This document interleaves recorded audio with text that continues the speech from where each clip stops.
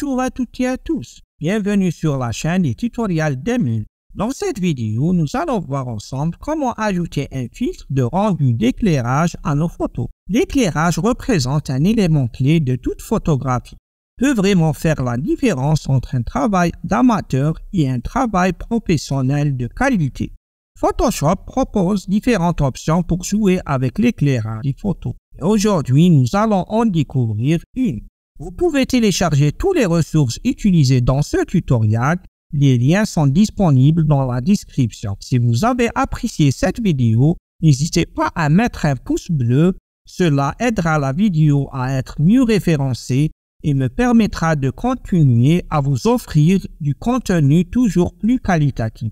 N'oubliez pas également de vous abonner à la chaîne et d'activer la cloche pour recevoir les notifications dès la sortie de mes nouvelles vidéos. Je vous souhaite un agréable visionnage et je vous dis à tout de suite.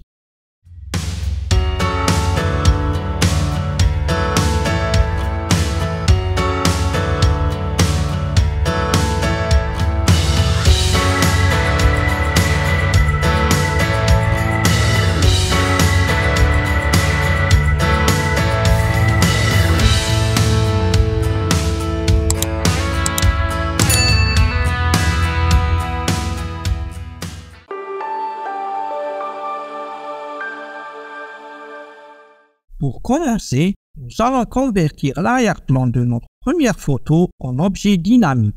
Ainsi, toutes les modifications appliquées à ce calque seront réversées. On fait un clic droit sur Calque arrière-plan, puis on sélectionne l'option Convertir en objet dynamique.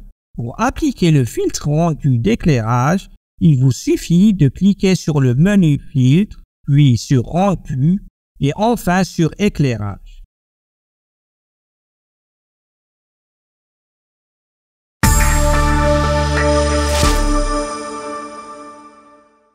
Dans l'interface filtre de rendu d'éclairage, il y a 3 zones paramétrables en plus de notre photo. La première zone correspond à la barre d'options. La deuxième zone est le panneau des propriétés. La troisième zone est le panneau d'éclairage. Si jamais la barre des options n'est pas visible, vous pouvez l'afficher en allant dans le menu Fenêtre, puis en coche Options. De même, pour le panneau des propriétés, il vous suffit de cocher Propriétés. Quant au panneau d'éclairage, celui-ci s'active lors de l'application du filtre rendu d'éclairage.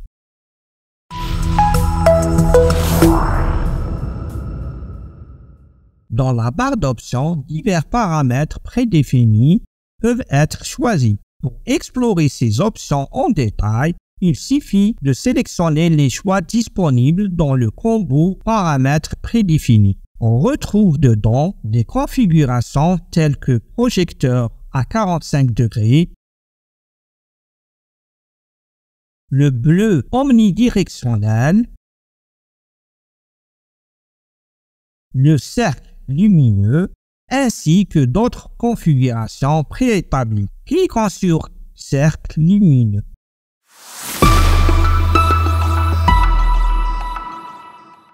Pour manipuler une source de lumière, il vous suffit de cliquer dessus. Il est bon de noter que dans le panneau d'éclairage, vous trouverez toutes les sources de lumière appliquées à la photo. On déplace les 4 sources de lumière aux 4 coins. Dès qu'on clique sur une source de lumière sur la photo, elle devient active dans le panneau d'éclairage.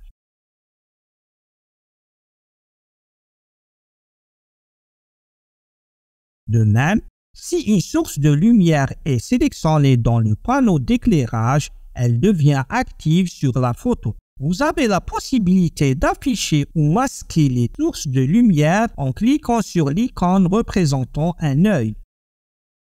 Pour supprimer une source de lumière, il vous suffit de cliquer dessus, puis sur l'icône de la poubelle. On supprime toutes les sources de lumière, sauf la première.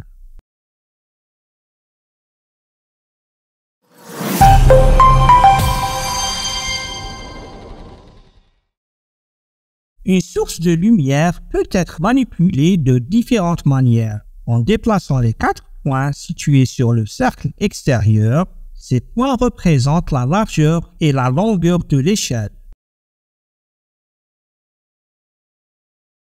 En faisant tourner le cercle en le déplaçant sur un de ces points pour effectuer une rotation. Pour déplacer la source de lumière, on maintient le bouton gauche enfoncé, puis on déplace la zone qui se situe entre le cercle extérieur et le cercle intérieur. Pour agrandir la source de lumière, il faut augmenter la taille du deuxième cercle de l'intérieur. Pour régler l'intensité de la lumière, il suffit de jouer avec la circonférence du petit cercle situé à l'intérieur. Pour déplacer la source de lumière, il suffit de déplacer le point central. Deuxième manière de déplacer la source de lumière. Il est important de noter que dans la barre d'options, plus précisément dans le combo des paramètres prédéfinis, l'option actuelle est réglée sur Personnaliser.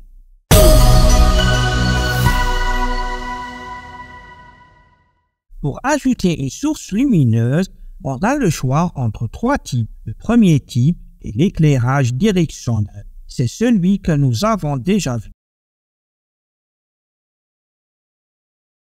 On masque l'éclairage directionnel dans le panneau d'éclairage. Le deuxième type est l'éclairage ponctuel. Il suffit de cliquer dessus pour qu'une nouvelle source de lumière du même nom soit ajoutée dans le panneau d'éclairage. Pour déplacer ce type d'éclairage, on déplace son point central. Pour ajuster son intensité, on modifie la circonférence du petit cercle situé à l'intérieur. On masque l'éclairage ponctuel dans le panneau d'éclairage. Et enfin, le troisième type est l'éclairage infini. On clique dessus pour l'ajouter à notre photo. Pour orienter cette source de lumière, il suffit de déplacer le petit bras pour orienter l'angle d'éclairage. Pour modifier son intensité, on agit sur la circonférence du petit cercle situé à l'intérieur. Nous, tout ce qui nous intéresse est l'éclairage directionnel. Alors, on supprime toutes les sources de lumière dans le panneau d'éclairage et on ajoute un nouveau éclairage directionnel que nous appellerons éclairage principal.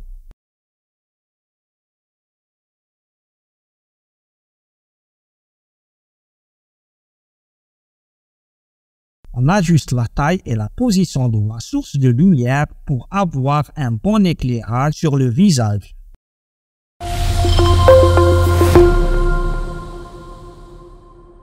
Pour bien paramétrer la source de lumière dans notre photo, on va modifier certains paramètres. Par exemple, dans le premier combo déroulant, nous pouvons modifier le type d'éclairage. Faisons un test pour voir ce que cela donne. Bien, revenons maintenant à notre éclairage directionnel. En effectuant des ajustements et des déplacements précis sur les points de la source lumineuse, nous parvenons à obtenir un effet d'éclairage parfait sur le visage. Très bien. Dans le panneau des propriétés, vous avez la possibilité de régler l'intensité de la source lumineuse en modifiant simplement sa valeur, chose qu'on a vue précédemment. On peut le faire en augmentant la circonférence du petit cercle situé à l'intérieur.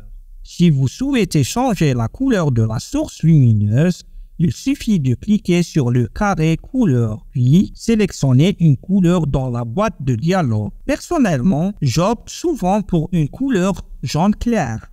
Pour contrôler la dissipation de la source lumineuse, on ajuste simplement la valeur du faisceau lumineux.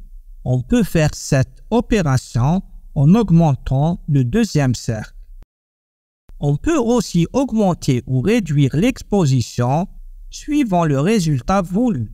Si vous désirez changer la couleur de la lumière d'ambiance autour de votre source lumineuse, cliquez sur le carré colorisé. De ma part, je choisis une couleur bleue pour la démonstration. Vous avez la possibilité d'ajuster les paramètres brillance et métallique pour améliorer l'aperçu de votre source lumineuse. Pour modifier l'intensité de la couleur d'ambiance, il suffit de jouer avec le paramètre ambiance. Vous pouvez personnaliser la couleur d'ambiance selon votre préférence.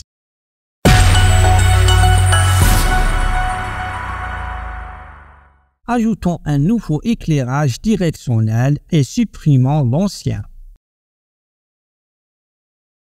On le renomme éclairage visage.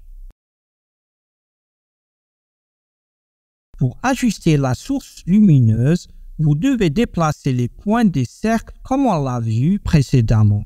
Il faut terminer en positionnant la source de lumière au centre du visage. Très bien. Pour obtenir un résultat professionnel, introduisons des paramètres de base dans le panneau des propriétés, puis on les ajuste en fonction du résultat souhaité. Alors, réglons l'intensité à 10 et le faisceau lumineux principal à 30. Pour rappel, la couleur de la source de lumière est jaune. On ne va pas la changer, par contre la colorisation, on la fixe à blanc. Maintenant l'exposition à 0. Réglons la brillance à 70, le paramètre métallique à 0 et l'ambiance à 60. Pour visualiser les changements entre avant et après, décochons puis cochons la case Aperçu. Je suggère d'augmenter légèrement l'intensité à 12.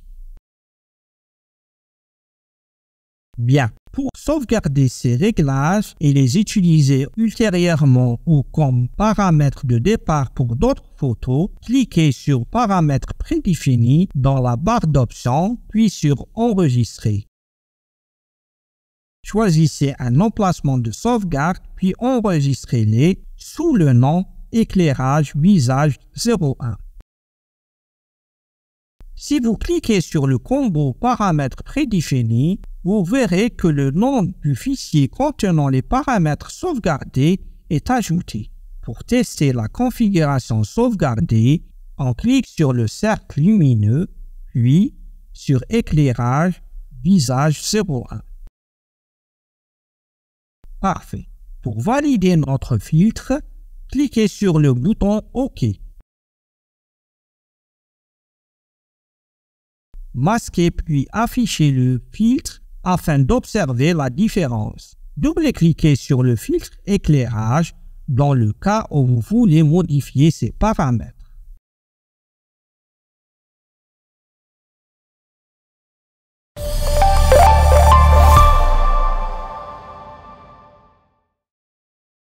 Passons à la deuxième photo.